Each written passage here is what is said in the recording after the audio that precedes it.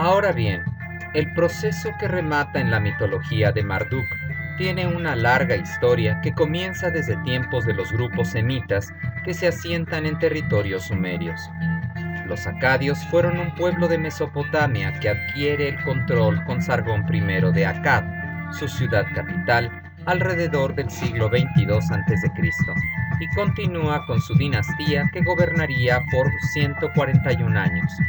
Quizá el primer gran imperio de la humanidad, pues sus fronteras alcanzaron tierras sirias y, según algunas inscripciones, hasta Lidias y Anatolias.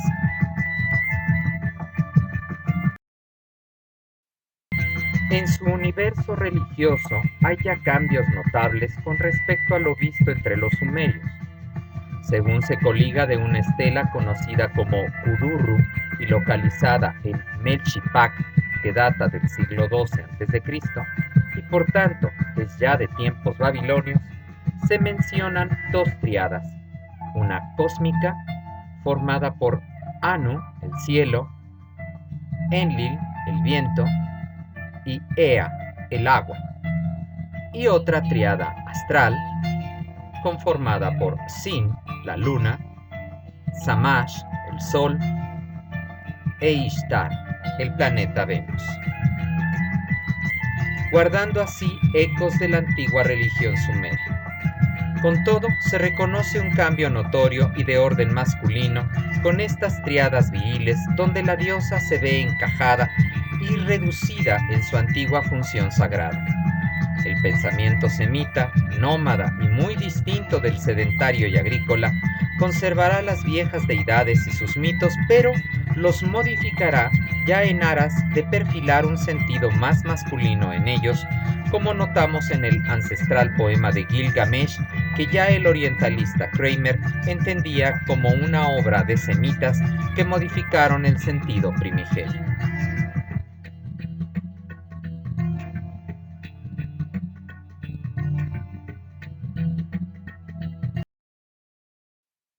Ishtar es la forma acadia de Inanna, y su etimología apunta a Asdar, Astar o Estar, que provienen de la raíz Ashtar, riqueza, y que tal vez hiciera referencia a la brillantez y por ello fuera vinculada con la luminosidad estelar de la diosa sumeria. Señala Johann Westenholz que resulta muy difícil disociar a ambas diosas, pues el nombre Ishtar ya es empleado silábicamente con la forma logográfica de Inanna en casi todos los contextos. Ishtar se reconoce desde el 3000 a.C. y fue la diosa tutelar de Akkad, la capital del imperio del mismo nombre. Sus características y su éxito están vinculados con el de la dinastía sargónica, a la cual puede atribuirse el sincretismo entre la diosa acadia y la diosa de Uruk, para hacer más accesible a los sumerios conquistados la religiosidad impuesta.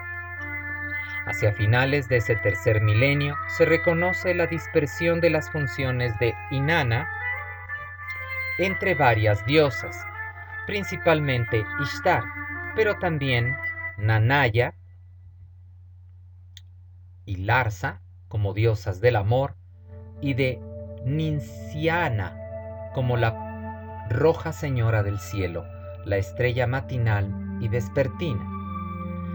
Junto a Ishtar aparece el dios Ilum, y son los únicos dioses acadios nombrados en ese tercer milenio, conformando de hecho una dualidad divina que se menciona como Dingir-Dingir. Dicha dualidad, acaso una androginia primitiva de este panteón, fue separada producto de la integración de panteones más organizados y diversos, como el inmediato sumerio o el levantino, por lo que no podemos identificar o igualar a Inanna con Ishtar, ya que esta última es la fusión de un número amplio de diosas mesopotámicas y semitas, explicando así la complejidad de su persona. Afirma Louis Pryke, la Inanna sumeria puede asociarse con el conflicto social y la semítica Ishtar es el sujeto de la poesía amorosa. Comprendamos así que Ishtar no es Inanna, aun cuando las semejanzas entre ambas, que incluyen una mitología en paralelo, permitan un análisis en conjunto para muchos especialistas. El universo sincrético de Mesopotamia multiplica las posibilidades de interpretación y convierte así en un trabajo minimalista la identificación de un elemento ajeno. Por ejemplo, una Ishtar ya sincretizada con otras diosas terminó por influir la persona divina de Astarte en Fenicia y el Levante y se equiparó con la elamita Piniquir. Para la citada Louise Pryke, incluso tanto la diosa sumeria como la acadia proceden de una diosa mesopotámica asociada a la sexualidad, el amor y la belleza, pues el amor es el centro de su persona mítica, y entendiendo las muchas formas del amor que se vinculan con las emociones de felicidad y completa realización que llevaron por igual a la idea de abundancia o riqueza agrícola y provisión de regalos. La proveedora divina, la antigua figura materna que rescatamos desde tiempos neolíticos e incluso paleolíticos. Como repasamos con los mitos de Inanna, el amor es el punto focal que se transforma en poder y fertilidad. Así lo es en Ishtar, y ya en ambas se entiende como un amor erótico que se presenta como magia y poesía, pero subrayando el sentido sexual.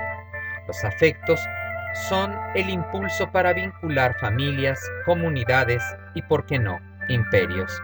Y es ese afecto el que persevera incluso ante la muerte.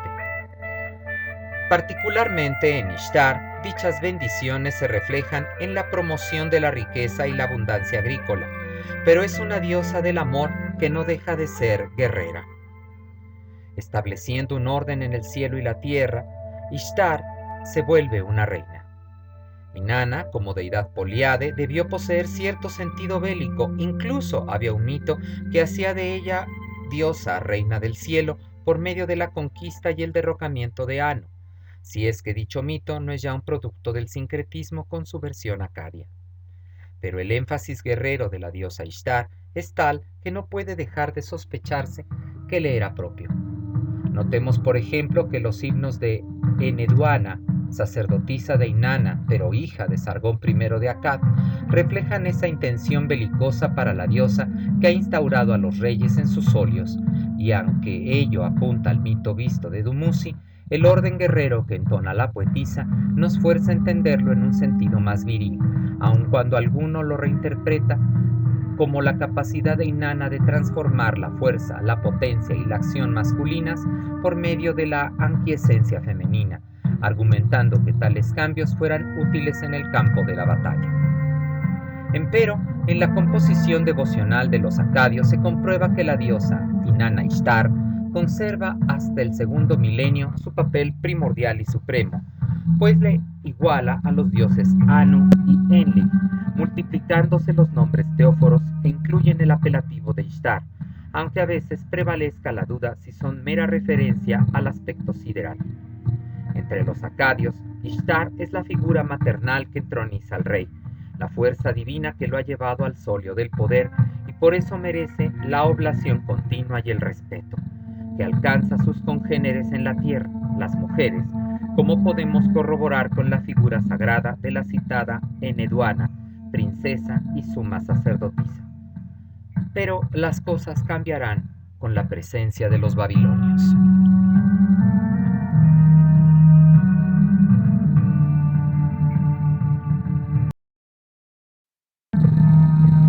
Puede reconocerse que entre los grupos semitas del norte de Mesopotamia, tanto asirios como babilonios, las diosas ocupan un rol secundario, salvo Ishtar en Nínive, cuyo culto se diseminó y alcanzó al lejano Egipto, donde el faraón mismo recibió su estatua solemnemente.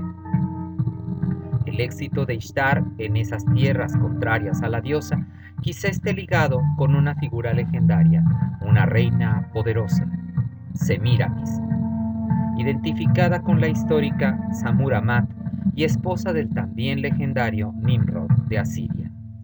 La reina consorte, al morir su marido, tomó el poder en nombre de su hijo y sus hazañas fueron tan famosas que pervivieron en el templo e incluso fueron narradas por Heródoto. Según se cuenta, Semíramis hizo que su marido fuera adorado como dios y decretó que su hijo y ella misma también eran divinidades. El hijo recibió el nombre de Tamuz y ella se presentó como la encarnación de Ishtar. De tal suerte, quizá este retruécano político sea con mucho el origen de esa imagen femenina divina destacada en un territorio adverso a la feminidad. A partir de los años 1500 a 1000 a.C., plena época babilónica, se reconoce un énfasis en el aspecto sexual de Ishtar.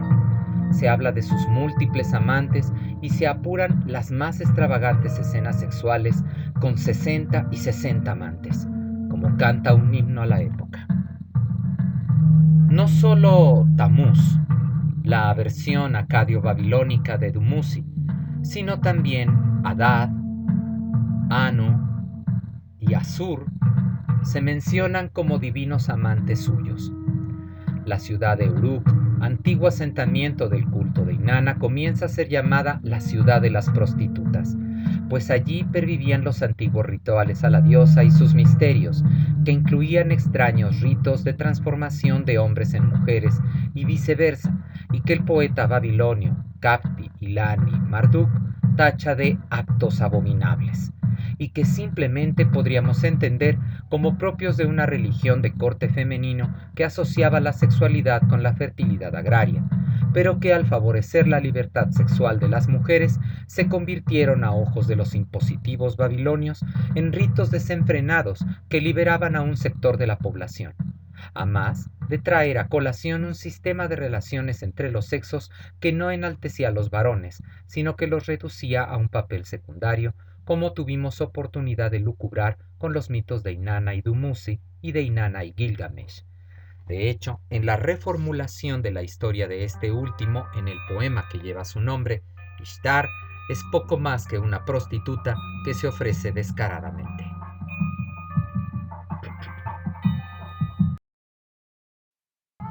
El citado poema acadio-babilonio, que se calcula fue creado en el siglo IX a.C. por un sacerdote exorcista babilonio de nombre Sinleki Unini, guarda el recuerdo de viejas historias de tiempos anteriores en la figura del mítico rey de Uruk, pero que en esta versión primaria, de la que abreva la hoy conservada, ya poseería rasgos de hombre formidable, para finalmente, en tiempo de los asirios babilonios, despegar como un héroe mítico. Gilgamesh es primero un rey despótico y autoritario que se verá redimido por la acción de un compañero, una especie de alma gemela y a la vez una contraparte, Enkidu, que lo acompañará en sus hazañas guerreras, y en un paroxismo trágico, la propia muerte de Enkidu hará de Gilgamesh el ser perfecto y paradigma de conducta masculina. El papel que las mujeres desempeñan en el poema da cuenta muy clara de la nueva valoración que de ellas hace la cultura reinante. Centraré mi dicho en dos figuras, la propia Ishtar y la cortesana Shama. La diosa aparece en la sexta tablilla del poema, luego de que Gilgamesh ha derrotado al monstruo Humbaba y se ha arreglado lavando su cuerpo y vistiendo ricamente. Notamos entonces que el héroe es reconocido como hermoso, pues ha conjuntado su apostura con el triunfo. Ishtar, como tantas veces otros dioses varones de mitologías mediterráneas, puso sus ojos en él, y sin dilación se le ofrece. Ofréceme como don el fruto de tu virilidad. Serás tú mi esposo, yo seré tu esposa, dice la diosa en el poema. El título parece un mero eufemismo, pues los deseos de Ishtar son claros, y por eso agrega los múltiples dones que le otorgará de conseguir sus anhelos.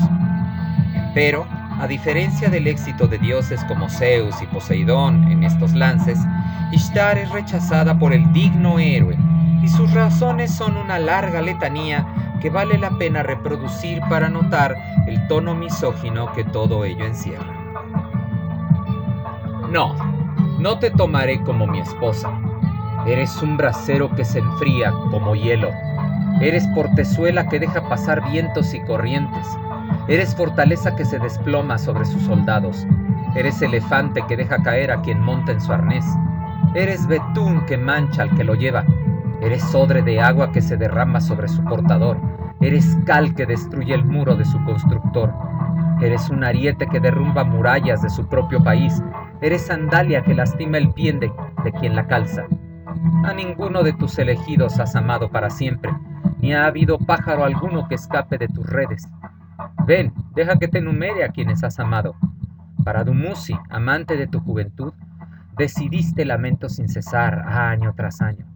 Amaste a Alulu, el pájaro multicolor, y tú le golpeaste un ala para quebrarla, por lo que vive en el bosque gritando, ¡mi ala! Amaste a León, fuerza todo él, y no cesas de cavar 7 y 7 trampas más para él. Amaste al caballo, dado al combate, y decretaste para él el látigo, las riendas, las espuelas. Para él decretaste 7 dobles iguales de carrera. Decretaste que él enturbiara el agua que se bebe. Y para Sili, su madre, decidiste lamentos. Amaste al jefe de pastores que vertía sin falta harina con cenizas en tu honor y cada día sacrificaba cabritillas. Y tú lo tocaste para transformarlo en lobo. Y ahora sus propios pastorcillos le dan caza y le muerden los muslos sus propios perros. Amaste a Ilsulano, jardinero de tu padre. Él siempre te llevaba canastos con sus dátiles. Cada día te preparaba mesas espléndidas. Pusiste en él los ojos y fuiste hacia él. Ilsulano mío, hartémonos de tu vigor sexual. Extiende tu mano, acaricia mi vulva.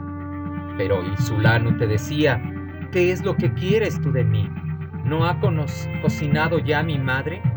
Yo no comeré. Se volvería lo que coma pan de pecado y maldición. Y no tendría para el frío sino juncos con que cubrirme. Y al oír tú lo que él dijo, lo tocaste y lo transformaste en sapo para que viviera en medio de su jardín. Pero no sube ya ni baja el balde. Y si a mí me amaras, ¿no me transformarías como a ellos? A mi juicio, la larga cita nos permite descubrir cómo los conceptos de una diosa del amor se confunden con las historias anteriores y son mal interpretadas en un mundo de varones con sus propios valores misóginos.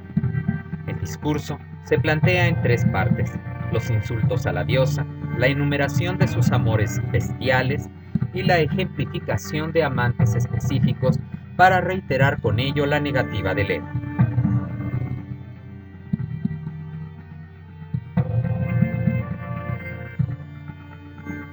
En la primera parte, la de los vituperios, el eje que giran todos ellos es la calidad de inútil que guarda la diosa, pues ella no responde correctamente a la razón misma de su existencia. Ella es un brasero que no calienta, una puerta que no protege del clima, una fortaleza que no resguarda, un elefante que no sirve para la montura, un odre que derrama el agua, etc. Ishtar, la diosa del amor, no sabe amar. En la segunda parte, sus amores animales, comienza por hablar de Dumuzi como máximo amado de la diosa, pero se recuerda solo que nació para morir por ella. Esos lamentos que se lanzan por él y que son obviamente recuerdo del treno fúnebre que se realizaba en sus fiestas que recordaban su descenso al inframundo, nos particulariza a este como dios agrícola y de la fertilidad ya en tiempos babilonios, y da pie para la enumeración de una serie de amados animales de la diosa, lo cual podríamos sublimar como un símbolo de su capacidad fecunda, de su vínculo como deidad de los animales y fomentadora de su reproducción. Pero Gilgamesh solo destaca cómo el amar de tales criaturas no les trajo sino dolores, las trampas para el león o las múltiples para el caballo, concluyendo tácitamente que es mejor no ser amado por una diosa que no sabe amar. Finaliza con la mención de otros amantes de Ishtar, que parecen haber sido olvidados por su diosa. El pastor vuelto lobo y ahora perseguido por sus congéneres y sus propios perros. El jardinero Ilsulano que mira de frente la vulva de la diosa y teme, quizás se niega o se declara impotente, por lo que es convertido en sapo y ya no sube ni baja el balde. Amar es arriesgarse a ser convertido en un ente salvaje o deforme. Entregarse a Ishtar, la diosa, es arriesgarse a no ser hombre, incluso a dejar de ser humano. La negativa de Gilgamesh no responde al miedo, sino a una sabiduría especial, aquella que experimenta en cabeza ajena. Rechaza ese amor femenino, veleidoso y egoísta, falso y traicionero, y a la vez determina cuán peligroso es el reino de esa diosa que es capaz de herir y maldecir a los que supuestamente ama. El entorno natural es fruto del dolor y la desgracia. La fertilidad cuesta caro y se paga toda la existencia. De tal suerte, se exalta por contraposición otro tipo de amor, el filial, en la persona de Enkidu, el amor a la patria, el amor a la ciudad, en la persona de Gilgamesh, que rechaza a la Ishtar rústica.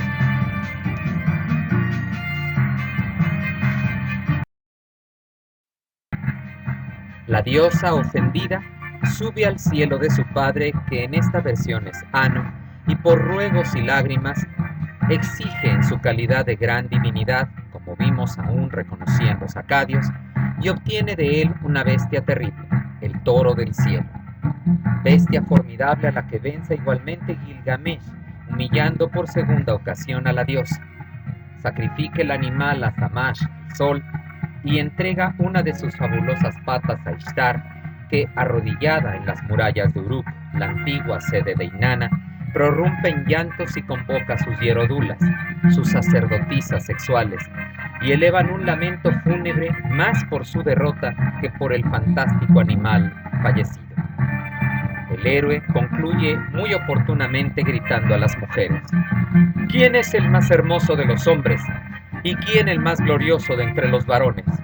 Es Gilgamesh el más hermoso entre los hombres, es Enkidu el más glorioso de entre los varones. Fuimos nosotros quienes en nuestro furor arrojamos la pata del toro. En las calles de Uruk para Ishtar no hubo consuelo. Uruk es ya la ciudad de las prostitutas, porque así se presenta Ishtar, no más la diosa poderosa que educa a los hombres, sino una ramera que traiciona y destruye. La primera de muchas referencias y la base en que se asienta un casi mítico arquetipo femenino. El varón solo concibe buena a la mujer sumisa y abnegada, casta y reprimida, que no exige nada a su compañero. Las demás son solo putas. ¿Cómo sería posible que en una leyenda tan antigua pudieran inmiscuirse una versión tan denigrante? En principio habría que aceptar que esta versión sería ofrecida a un nuevo pueblo cuyas ideas eran semejantes, al punto de adoptarlas sin grandes problemas, pero que también podemos suponer que el cambio no fuera radical sino paulatino, hasta que el poema, como lo conservamos de una copia del siglo VI a.C., se estableció como la única, es decir, debemos suponer un proceso largo de edición y que al propio tiempo admite que en un principio el por entonces poema acadio no hubiera vilipendiado hacia su diosa Suma, y ello es comprensible en un rasgo del poema, la presencia salvadora de la hierodula Shammat. Enkidu, el salvaje alter ego de Gilgamesh, es precisamente civilizado por medio del contacto sexual con ella, y esto trae a mi memoria la sabiduría sexual que creo reconocer en los mitos de Inanna, por lo que bien pudo existir un poema que nos devolviera el sentido positivo de la unión de los sexos y que fue transformado, por el contrario, en uno que los separó.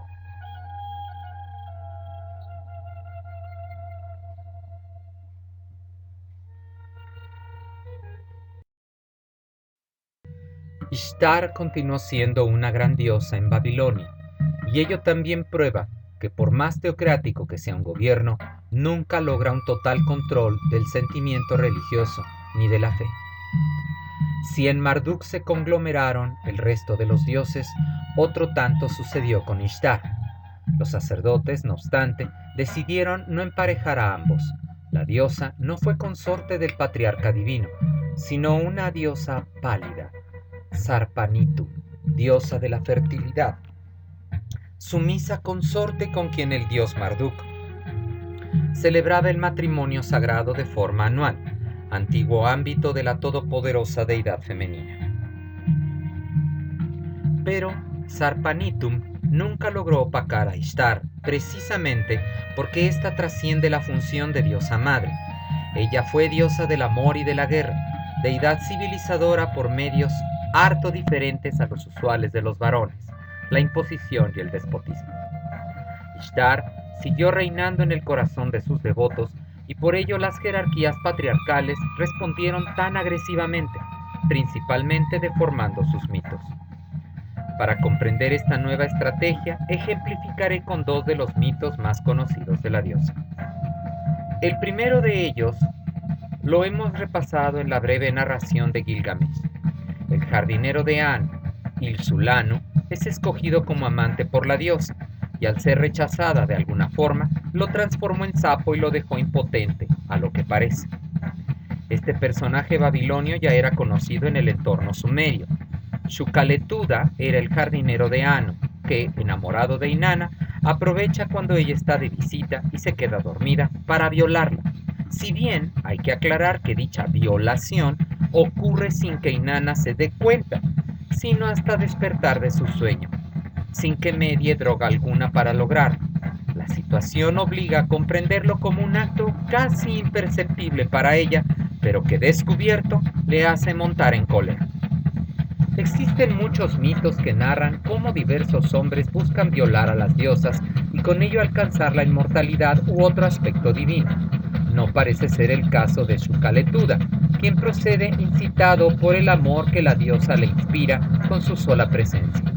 Empero, el jardinero es presentado como uno torpe e inadecuado, uno que arranca las plantas de raíz, y ello permite entender que es un doblete de Dumuzi, el hombre inhábil que procede con rudeza, que no conquista sino somete, e incluso eso lo hace mal. La ira de Inanna se manifiesta en una serie de plagas que arroja sobre la humanidad, entre las que huye el jardinero. Primero vuelve el agua sangre, luego envía una tormenta de arena y finalmente obstruye los caminos para terminar con el comercio. Nada consigue con su furia, pero auxiliada por Enki, logra dar con el culpable y lo condena a muerte por su insolencia. Si bien, compasiva al propio tiempo, también declara una fiesta anual con la que será recordado, muy a la manera de Dumuzi, con lamentos por su muerte. Así, creo que el sentido del mito se convierte en una lección para el varón nuevamente, para aquel que desconoce la sabiduría de la vida reflejada en la sexualidad como principio de fertilidad para la humanidad en él representada. El hombre no puede proceder arrebatando, violando. Debe dejarse amar, debe admitir ser escogido y encauzado por la senda del placer, por aquella que conoce los misterios de la existencia, por la sacerdotisa sensual y sexual de Inanna Ishtar. Comparando ambas versiones, queda claro, siempre según mi apreciación, que los babilonios tuercen el sentido del mito en favor de un pobre varón engañado y presionado por una mujer dominante, y su aprehensión será retratada por otros mitos semejantes en culturas aledañas e incluso mediterráneas, pues los griegos también representaron a su fabuloso Heracles sometido a la pasión y particularmente a los poderes de una mujer dominante de territorios asiáticos, Omphale, cuyo solo nombre evocaba en ellos todo un universo de sexualidad y erotismo.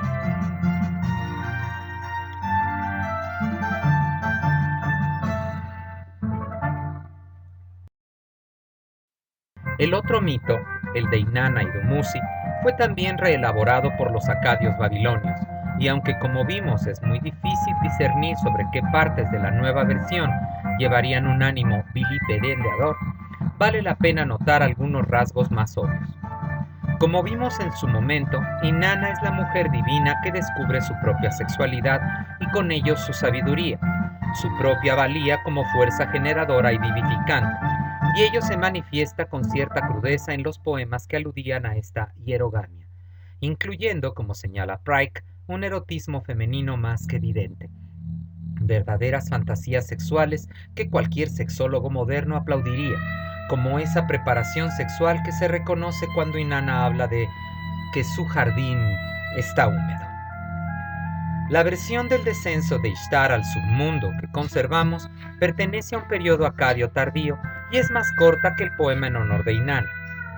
Desposada en su juventud con Tamuz, joven cazador, este es muerto por un jabalí durante alguna expedición cinegética, por lo que, dolorosa, Ishtar decide bajar al inframundo a rescatarlo. A diferencia de Dumuzi, Tamuz, al que ya se conocía en tiempos sumerios quizá, y fuera más un dios de las cosechas que simbolizaba la muerte y resurrección de los vegetales, esto es, un sentido más agrario, no fue en tiempos antiguos una figura de relevancia hasta que no se le emparejó a Dumuzi. La posible relación filial con Shamash, Sol, nos permite reconocer un sesgo más de orden masculino, pero no estaría ligado, como el otro amado sumerio, a la línea femenina de Ea o Enki. El motivo del descenso de Ishtar se antoja más romántico y en algo parecido al de Isis en Egipto, y por tanto se reconoce muy diferente al que impulsó a Inanna, que era el ansia de saber. Ishtar irrumpe en el reino oscuro de Ereshkigal y es derrotada por esta que la mata. Entonces, se dice, cesó toda la vida sexual en el mundo y esto provoca la pérdida de la fertilidad que afecta también a los dioses.